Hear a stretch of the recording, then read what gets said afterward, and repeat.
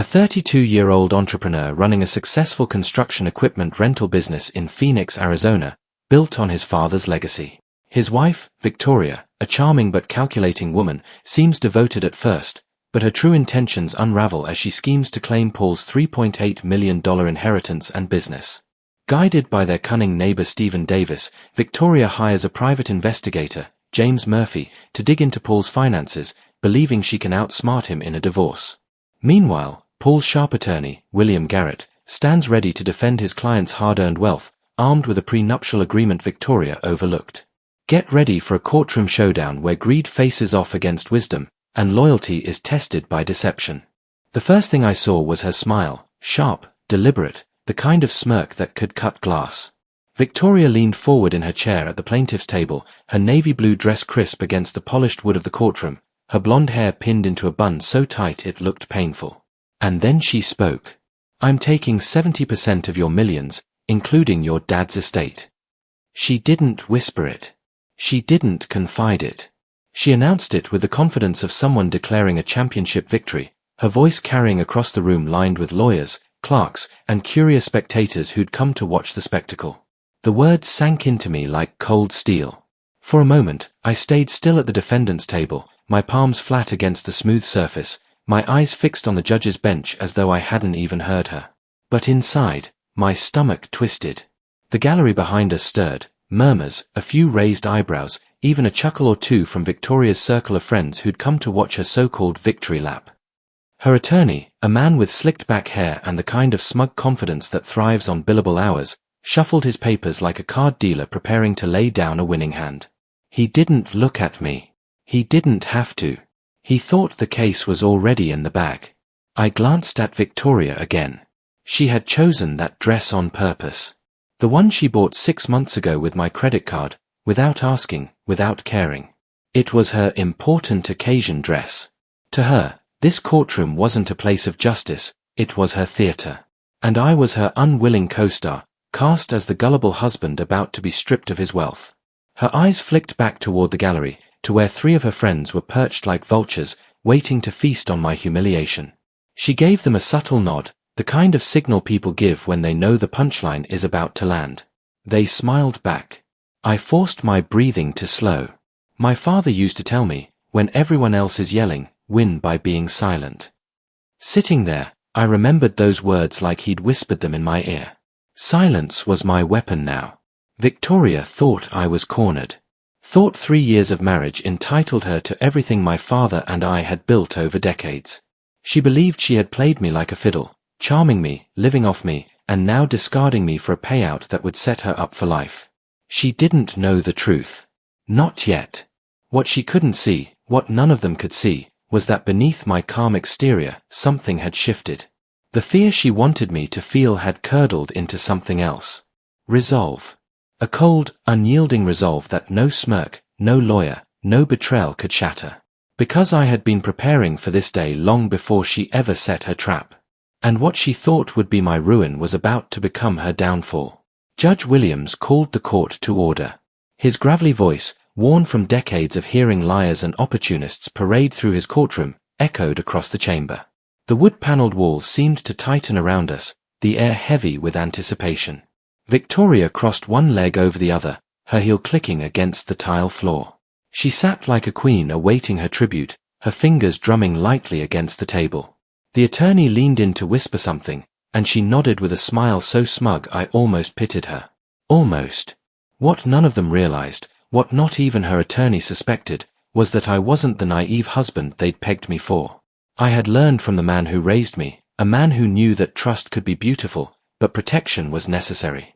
And sitting there under the fluorescent lights, my father's voice echoed through my mind like a shield. The people closest to you are the ones you need protection from the most. Victoria thought she was about to bury me. But what she didn't know was that I was already holding the shovel. The first cracks in the illusion had appeared long before this courtroom. They were subtle at first, easy to brush aside, the kind of shadows you tell yourself are tricks of the light. But once I let myself look closer, the shadows became storms. It started with questions. Not the gentle ones a spouse asks over dinner, how was work? Are you tired? But precise, surgical ones. What's the market value on that property your dad left you? Do you have everything properly documented in the estate? Have you set up a trust for the business, or is it all still under your name? Her tone had changed too. Gone was the warmth of curiosity, replaced with something colder, sharper, like she was cataloguing, calculating. At first, I told myself it was normal. After all, she was my wife. Didn't she have the right to know? But the questions weren't about us, about our home or our future. They were about my inheritance. About my father's legacy. And then there was the phone. Victoria spent more and more evenings curled up on the sofa, her face glowing blue in the light of the screen. She'd tilt it away when I walked by, thumbs moving fast. When I asked who she was talking to, her answers were clipped, defensive. Just friends. Why do you always need to know? You don't trust me. It wasn't just the phone. It was the credit card statements arriving thicker each month, pages filled with purchases from boutiques I'd never heard of, restaurants I'd never been to, hotels I'd never stayed in. When I asked about them, she had excuses ready like rehearsed lines. Oh, that's for a friend's birthday dinner. It was on sale, you'd have been proud I got it at a discount. You work so hard, don't you want me to enjoy life a little? Each excuse bought her time. Each one chipped away at my trust. The final straw came at a dinner party. I was refilling drinks when I overheard her laughing in the kitchen with a woman I barely knew. Finally, she said, her voice low but triumphant. I'm going to get what I deserve. The words cut me in half. Later, when I confronted her, she waved it off. Oh, don't be ridiculous, Paul. I was talking about a promotion at work. But there was no promotion. Victoria hadn't worked in 18 months. She had no office, no boss, no ladder to climb. The only ladder she'd been eyeing was mine. From that night on, I saw her differently. Every laugh, every kiss on the cheek, every I love you tasted like counterfeit currency. The woman I thought I married wasn't standing beside me anymore. She was already standing across from me, in her mind, if not yet in this courtroom. The truth was becoming impossible to ignore. Victoria didn't love me. She was building a case, brick by brick, like a mason stacking stones. And I, blind and trusting, had given her the mortar. My father had once told me, Paul, money doesn't change people. It reveals who they already are. That revelation was coming, and it was going to cost her more than she ever imagined. For years earlier, if someone had told me this woman would one day try to gut me in a courtroom, I would have laughed. Back then, Victoria was dazzling. She had the kind of energy that could turn a room toward her without her even trying. We met at a business conference in Tucson, one of those long weekends filled with fluorescent lighting, lukewarm coffee, and endless panel discussions about market trends. I had just finished presenting on equipment financing strategies when she approached me. You made bulldozers sound interesting, she said, smiling in a way that felt like she saw right through the noise of the crowd. I laughed, genuinely laughed, because no one had ever said that to me before. My business wasn't glamorous, but she made me feel like it was. Like I was. She told me she worked in marketing for a tech company. She was articulate, quick-witted, and had this way of leaning in when I spoke, as if every word mattered. It felt like oxygen in a world where most people only saw me as the guy who owned machines. That night, we had dinner together. Nothing extravagant, just steak and wine at a hotel restaurant. But I remember how she asked questions, not just about profits and expansion, but about me. My father. The legacy we'd built together. She seemed impressed, not intimidated. For a man who'd spent years covered in grease, hustling between job sites, fighting to keep a family business alive, that admiration was intoxicating. Within 6 months, she had moved into my house. She slipped into my life like she had always belonged there, cooking dinners, leaving notes in my truck, showing up at the yard with lunch when I was too busy to eat. She seemed to understand the grind, the long hours, the exhaustion that came with carrying something bigger than yourself. And when my father got sick, Victoria was there. Every hospital visit, every night I slept in those stiff waiting room chairs, she sat beside me. She held my hand at the funeral when I felt like a child pretending to be a man. She whispered, "We'll get through this together." In those moments, I believed her. I needed to believe her. But looking back now, I see the cracks. She always wanted more. Fancier restaurants than I cared for. Clothes from boutiques downtown that cost more than the tools my men used on site. Weekend getaways to resorts where one night's stay equaled a week of a worker's pay. When I questioned it, she'd smile and say, "I work hard, Paul. I deserve nice things." And I let it slide. Because I could afford it. Because I loved her. Because I wanted to believe that the woman who held me at my father's funeral couldn't also be the woman who saw dollar signs when she looked at me. But the truth was there, buried under charm and perfume. My father always warned me, the most dangerous lies aren't the ones people tell you. They're the ones you tell yourself. And the biggest lie I told myself was that Victoria loved me the way I loved her. The first person to see through her wasn't me. It was my father. He met Victoria only twice before he passed, but in those brief encounters, he noticed things I refused to. The way her eyes lingered a second too long when I mentioned numbers. The way she casually asked about the business, not in a curious way, but in the manner of someone weighing assets. One evening, not long before he died, we sat on the back porch. He was wrapped in a wool blanket, the Arizona desert night colder than usual. His voice had grown weak by then, but his words were sharp as ever. "Paul," he said, staring at the horizon, "that woman doesn't love you. She loves the life you give her." I shook my head, too stubborn, too hopeful. "You don't know her like I do." He coughed, then looked at me with those weathered eyes that had seen men rise and fall in the dirt of construction yards. "I don't need to know her. I know the type. Pretty smile, steady questions, but no roots. If you were a mechanic with grease under your nails and no inheritance, she wouldn't give you the time of day." I hated him for saying it. Not out loud, but deep inside. It felt like an attack on the one good thing I had when everything else was crumbling. I thought grief had made him cynical. I thought he was just trying to protect me the way fathers always do. But his last words that night stuck with me, even when I tried to bury them. "Son, the people closest to you are the ones you need protection from the most. Don't ever forget that." At the time, I brushed it off. I told myself he was wrong, that his illness had clouded his judgment. I wanted so badly to believe Victoria was my safe place, my partner, my future. But sitting here now, in this courtroom, with her lawyer stacking evidence against me and her friends smirking in the gallery, I realized the truth. My father hadn't been wrong. I had been blind.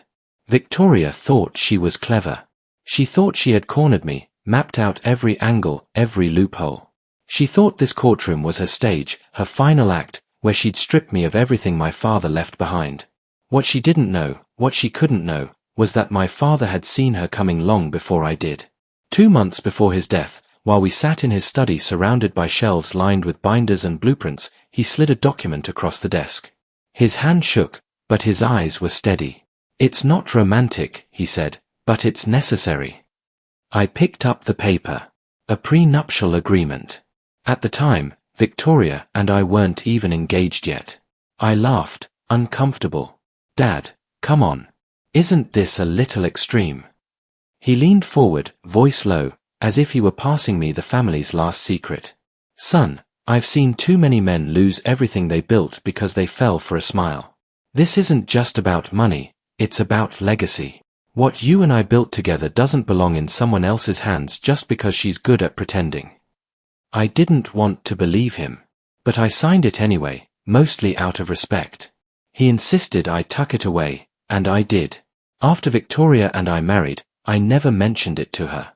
Why would I? We were in love. Or at least, I thought we were. Now, years later, sitting in this courtroom while she smirked at the judge and her lawyer rattled off claims like bullets, I realized my father's foresight was the only reason I was still breathing. Because the prenup wasn't just ironclad, it was bulletproof. Crafted by my father's attorney, a man who'd spent 40 years protecting men like us from women like her. It stated clearly, all inherited assets remain untouchable. Business holdings are excluded. Spousal claims are capped at a modest percentage, contingent on years of marriage and proof of contribution. And Victoria had contributed nothing. Not a dime. Not an hour. Not a single sacrifice to the company or the estate. The irony was almost poetic. She had spent years plotting her grand heist, rehearsing her betrayal, and performing her smug little theater act in court, only to discover she was never even in the game. I sat there, calm, hands folded on the table. I didn't interrupt her performance. I let her enjoy the spotlight, let her laugh with her friends, let her attorney puff his chest. Because when the moment came, and the judge flipped to the prenup, the smirk would die on her lips. My father's voice echoed in my head again, as steady as the day he said it. The people closest to you are the ones you need protection from the most. And in that moment, I silently thanked him. For seeing her before I could. For protecting me from the storm I didn't know was coming. For making sure that when the smoke cleared, Victoria would be left with nothing but her own reflection. The air in the courtroom grew heavier as Victoria's lawyer delivered his final flourish. He strutted back to his seat like a man certain of victory, papers stacked neatly, tie tightened with the smugness of someone already calculating his cut of the winnings. Victoria leaned back in her chair, her smile wide enough to cut through steel. She crossed her legs, glanced at her friends in the gallery, and gave them the tiniest nod, like a queen acknowledging her court. I stayed still. My pulse was steady. I didn't blink. Then Judge Williams adjusted his glasses and turned to my attorney, a silver-haired man named Bennett. He had been my father's lawyer before he was mine. Old school, patient, the kind of man who believed in timing more than theatrics. Mr. Bennett, the judge said, your response. Bennett rose slowly, deliberately, as though the outcome were already written. He didn't waste words. Didn't pace the floor like Victoria's lawyer. He simply pulled a thin folder from his briefcase, opened it, and placed a single document on the bench in front of the judge. Your Honor, he said, voice calm but carrying, before we discuss division of assets, I believe this prenuptial agreement supersedes any claims being made here today. The word prenuptial cracked through the room like thunder.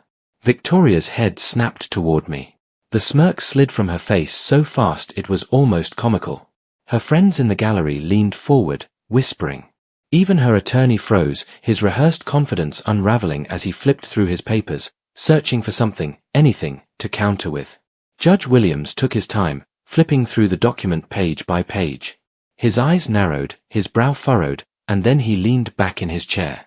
Well, he said finally, his tone dry but firm, this appears to be airtight. Clear terms, properly filed, properly notarized. Unless counsel for the plaintiff can provide evidence of fraud, duress, or invalid execution, he let the words hang like a guillotine. Then I see no grounds to disregard this agreement. The gallery buzzed with murmurs. Someone even laughed. Victoria shot up from her seat, her voice cracking with panic. What? No, this isn't real. He never told me. That's the point, Mrs. Collins, Bennett interrupted smoothly. It was signed before the marriage, legally binding, and protected by statute. You've had no claim to his inheritance or business from the very beginning. Her attorney tried to recover, fumbling with his words. Your Honor, we need time to review this. Judge Williams cut him off.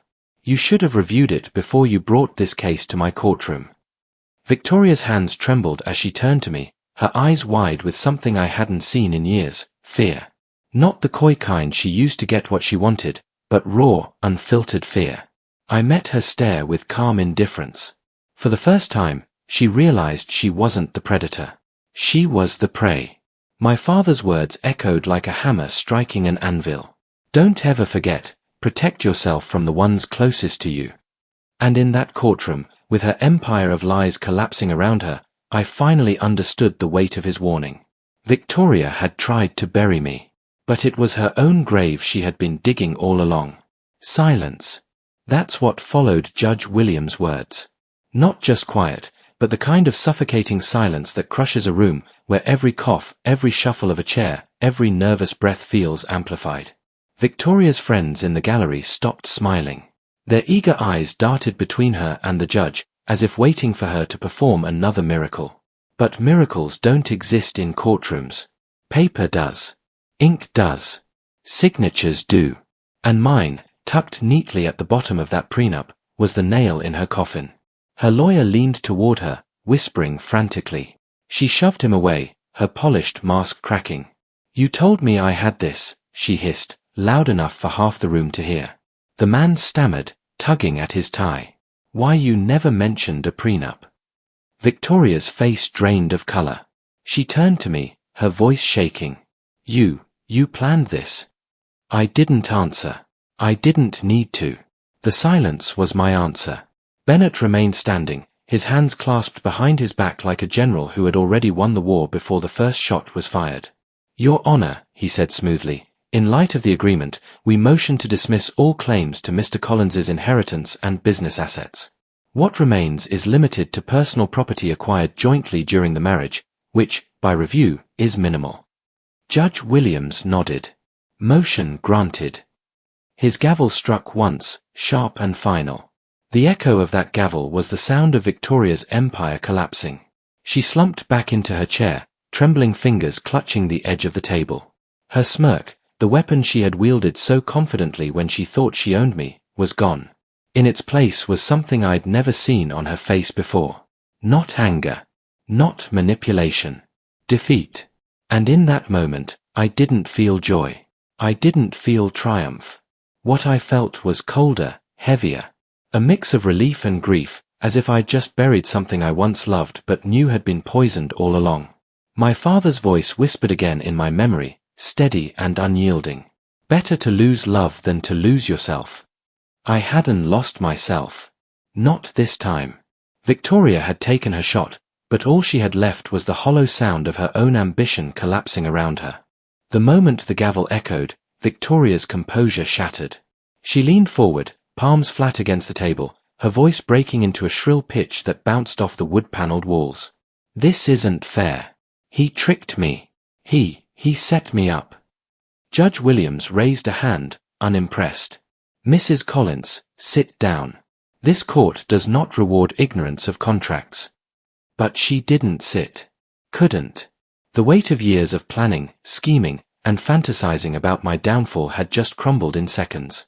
Her friends in the gallery, once smirking conspirators, now avoided her gaze, shrinking back into their seats as if her downfall were contagious.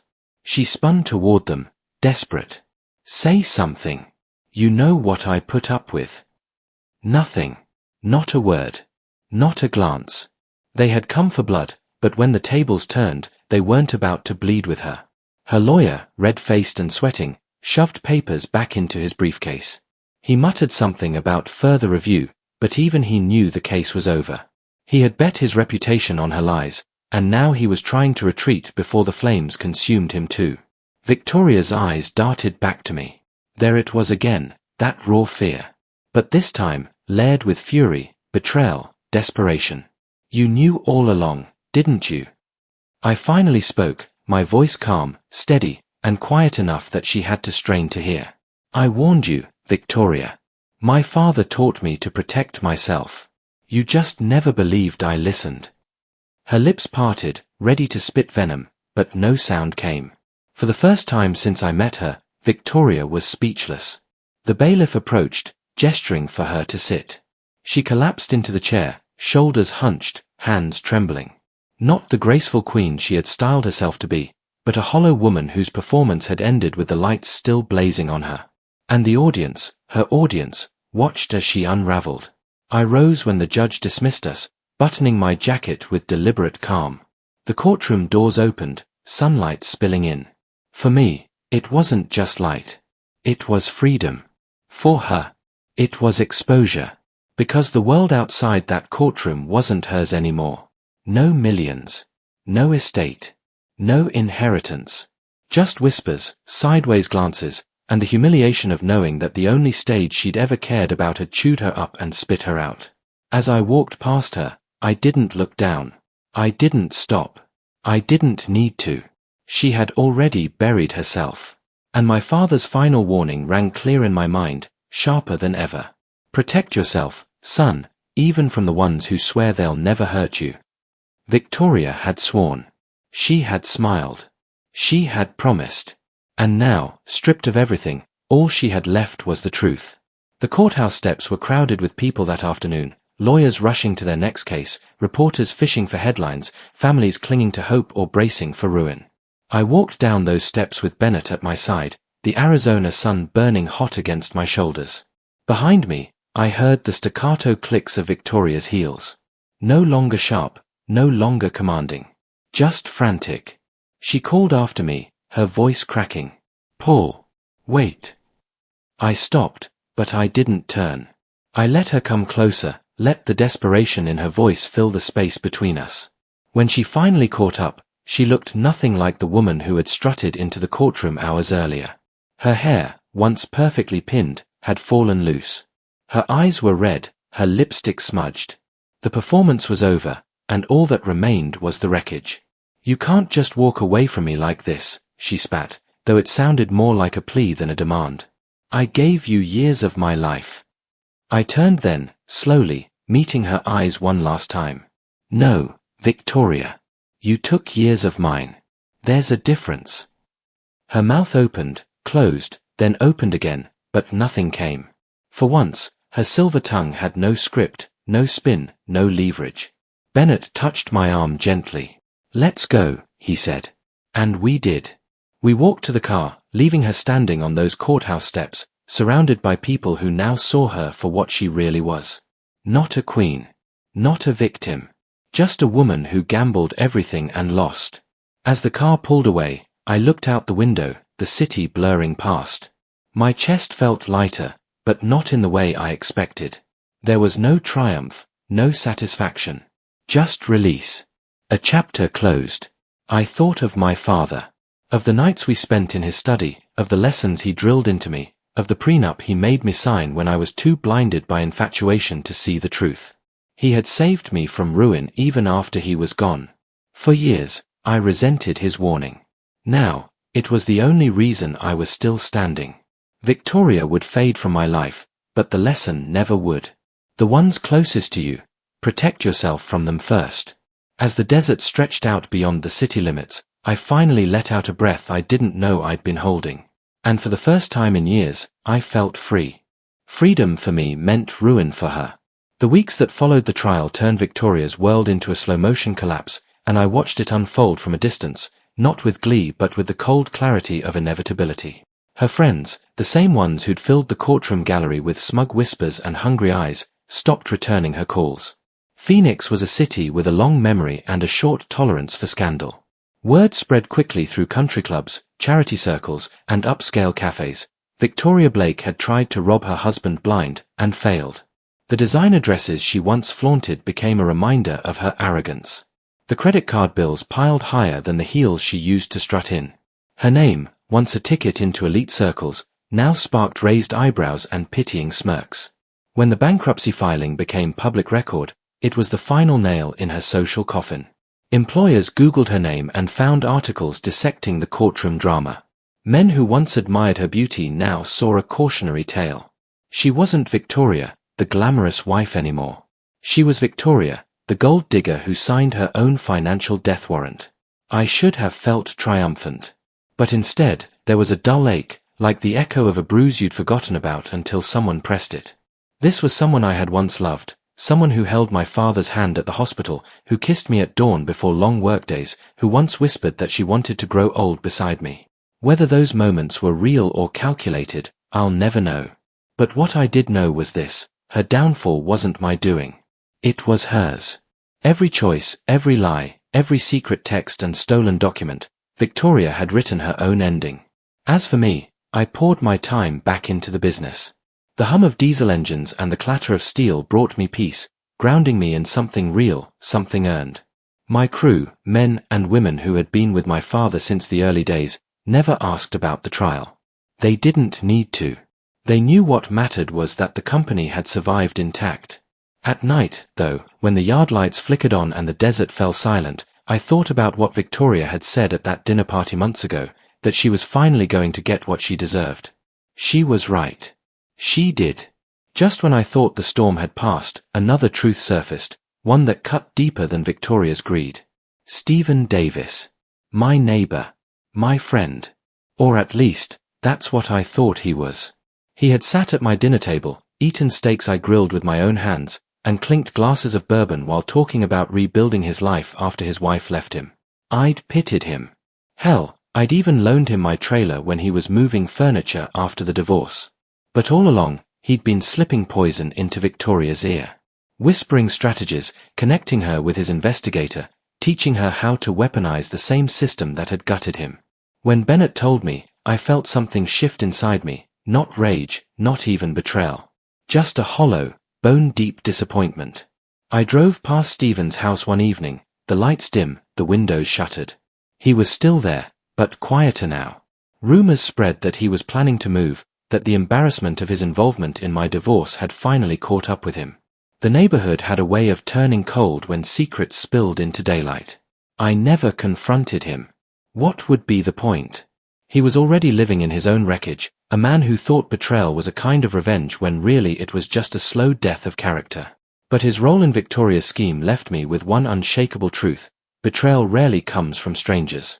It comes from the people you let closest. The ones you feed, trust, and invite into your home. I realized then that protecting what my father and I had built wasn't just about contracts and courts. It was about vigilance.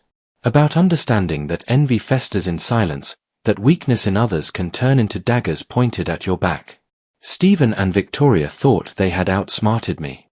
But in the end, all they did was reveal themselves. And once you see someone's true face, you can never unsee it. In the quiet that followed, I found myself returning again and again to my father's study. The smell of old leather chairs, the weight of thick legal books, the worn desk where he used to scribble notes late into the night, it all felt heavier now, not with grief, but with meaning. He had built more than a business. He had built a shield. I remembered his voice, firm but not unkind, the night he handed me the prenuptial papers. It's not about love, son. It's about legacy. About making sure what we've built doesn't get swallowed by someone who didn't earn it. At the time, I thought he was being cynical. I thought love was enough. Now I understood he hadn't been protecting money. He'd been protecting generations of work, sweat on job sites, late nights balancing accounts, risks taken when failure meant losing everything. Victoria never understood that. To her, the estate and the business were numbers on a spreadsheet, dollar signs to be mined. She couldn't see the story behind it, the bulldozers my father bought with borrowed money, the nights he spent fixing engines in the yard with grease up to his elbows, the way he smiled the first time we broke $1 million in revenue. That's why losing it would have broken me. It wasn't the money. It was the meaning. So I made a decision. I wasn't going to let the lesson end with me. I set aside a portion of my inheritance, not for expansion, not for luxuries, but for education. Legal workshops for small business owners across Arizona. Seminars on asset protection, on prenups, on building a fortress around what you've earned. I stood before those rooms, men and women with calloused hands and tired eyes, and told them my story, not polished, not softened, but raw. About the woman I loved who tried to take everything. About the neighbor who betrayed me. About the father whose wisdom saved me from ruin. And as I spoke, I saw something in their faces, recognition, fear, and then relief. Because they understood. They knew that betrayal doesn't always come from competitors or strangers. Sometimes it comes from the hand you're holding. And if my story could keep even one of them from losing everything they'd worked for, then maybe my scars had a purpose. Victoria's fall wasn't sudden. It was slow, like watching a chandelier come loose from the ceiling, one bolt at a time, until gravity finally did the rest. At first, she tried to keep up appearances. She still went to the same salons, the same boutiques, charging what she could on the last credit cards not yet frozen. She smiled through gritted teeth, pretending the courtroom hadn't gutted her. But Phoenix is a small city when you live in its glass towers. Whispers spread. People stared. Invitations stopped arriving. By the second month, the glossy photos on her social media dried up, replaced by long silences. Then came the bankruptcy filing. Public, humiliating, in black and white for anyone to see. Every dollar of debt, every reckless purchase, every trip she thought she'd hidden. It was all laid bare, her signature stamped across the bottom. Her so-called friends vanished. Not because they cared about what she'd done to me, but because scandal is contagious. No one wants to sip champagne beside a woman branded as a schemer who bet everything on greed and lost. She tried dating again, I heard through the grapevine. But word traveled faster than she could swipe right. Men who once lined up to buy her dinners now saw her name as a warning. Employers Googled her and closed doors before she could step through them. The woman who once told me she'd never have to work again was suddenly scrambling to find anyone who would hire her. But reputations, once shattered, don't glue back together. I didn't gloat. I didn't smile when I saw her decline. But there was a bitter kind of symmetry in it all. She'd wanted my legacy without the labor. She'd wanted comfort without sacrifice. Now, she had neither. And in the quiet of my own home, I realized that was the truest justice of all. Not the court's ruling, not the debt collectors circling her, but the fact that Victoria had to live every day knowing she had destroyed herself. It was months before I saw her again. By then, the trial was a headline no one remembered, but for us, it was still written in every glance. I ran into her at a coffee shop downtown, one I rarely visited. She was in line ahead of me, hair pulled back, no makeup, clothes plain and wrinkled. For a moment, I almost didn't recognize her. She looked smaller somehow, not in size, but in presence. When she turned and saw me, her eyes widened, then narrowed with something between shame and defiance. She opened her mouth, closed it again, then finally whispered, "Are you happy now?" Her voice cracked on the last word. I didn't answer right away. I just studied her. This wasn't the Victoria who once dazzled rooms with a laugh, who draped herself in silk and perfume. This was a woman stripped bare, forced to face the cost of her own choices. Happy? I finally said. No. But I'm free. She flinched, like I'd struck her. And maybe I had, in the only way left that mattered. The barista called her name, setting a chipped paper cup on the counter. She grabbed it and hurried out, head down, avoiding the eyes of strangers. I stood there for a long time, staring at the door she'd just walked through. There was no satisfaction in seeing her like that, only a final, heavy clarity. I realized I didn't hate her anymore. I didn't love her, either. She was just gone. A chapter closed, a wound that had scarred over. And with that realization came something I hadn't felt in years. Peace. Peace didn't come all at once. It crept in quietly, like sunlight through the cracks of a room I'd kept shuttered too long. For months, my life was work. Steel, engines, contracts, the same rhythm my father had lived by. But slowly, I started to realize survival wasn't enough. I hadn't fought through all of it just to exist. I needed to build again, not just in business, but in myself. I took trips I'd always postponed. Montana in the fall, where the mountains cut sharp against the sky. A fishing trip down in Mexico with men I trusted like brothers. Even a weekend alone in Sedona, just me, the red rocks, and silence. And somewhere in those miles, I stopped feeling like a man who'd been betrayed. I started feeling like a man who'd endured. The workshops I created for small business owners grew larger. At first, it was 20 people in a rented hall. Then 50. Then whole conferences. People wanted to know how to protect themselves, how to guard against the same kind of betrayal that nearly cost me everything. But more than that, they wanted to hear the story. Not polished, not heroic, just real.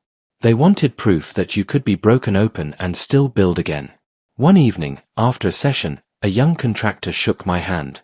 His voice was rough, calloused like his palms. My ex tried to do the same thing to me, he said. I thought I was alone. But hearing you, man, it gave me hope. That's when it struck me. My legacy wasn't just the business anymore. It was this, turning scars into something that could shield others. My father had taught me how to build with my hands. Victoria had taught me how quickly trust can burn. Life had taught me the cost of both. Now, I was building something stronger than steel. A foundation inside myself, one no betrayal could shake. And for the first time in years, the future didn't feel like a fight. It felt like an open road. I never spoke to Stephen again, but I heard whispers. His job dried up, his drinking got worse, and by the time winter rolled around, his house went on the market. No goodbye, no knock on my door, no attempt to explain himself. One day he was simply gone. I drove past the empty property once. Weeds crawled up through the cracks in the driveway, blinds pulled down tight. A for sale sign tilted in the desert wind. That was Stephen's legacy, a hollow house and silence. It hit me then, betrayal doesn't always end in fireworks or punishment. Sometimes it ends in a man erasing himself, too ashamed to face the mirror. And that was enough. Years passed. The business grew beyond what even my father might have dreamed. We opened yards in Nevada, then New Mexico, the company name painted bold on trucks that rolled down highways across the Southwest. But what I cherished most weren't the numbers. It was the moments, the laughter of my crew after long shifts, the pride in a young foreman's eyes when he signed his first contract, the look on a small business owner's face after I showed him how to safeguard what he'd built. The past was no longer an open wound. It was a scar, visible, but no longer painful. A reminder, not a curse. One morning, a letter came. No return address, just my name scrawled across the envelope. Inside was a single page, handwritten in shaky lines. It was from Victoria. She didn't ask for money. She didn't beg forgiveness. She only wrote, "I thought I was owed something. But what I really lost wasn't your business, or your house. I lost the man who believed in me. I don't expect you to answer. I just wanted you to know, I see it now." I folded the letter, placed it in a drawer, and never replied. Not out of anger, but because some doors, once closed, should stay closed. The day I knew the story was over wasn't in a courtroom, or a boardroom, or even at home. It was at a workshop, years later. A young couple, just married, came up after my talk. They were nervous, holding hands, asking about prenups, afraid it meant they didn't trust each other. I smiled and told them the truth. It's not about trust. It's about respect, for the work you've already done, and the work you'll do together. Protecting it doesn't mean you expect betrayal. It means you value what you've built enough to guard it. The husband nodded slowly. The wife squeezed his hand. And I saw understanding settle between them like a seed. That was it. The full circle. My father's lesson passed down, not through blood this time, but through story. Victoria had tried to take everything. Stephen had tried to weaken me. But instead, they had given me something greater, clarity. I was no longer the man who lost his wife. I was the man who kept his legacy, and turned it into something untouchable. And that, finally, was enough.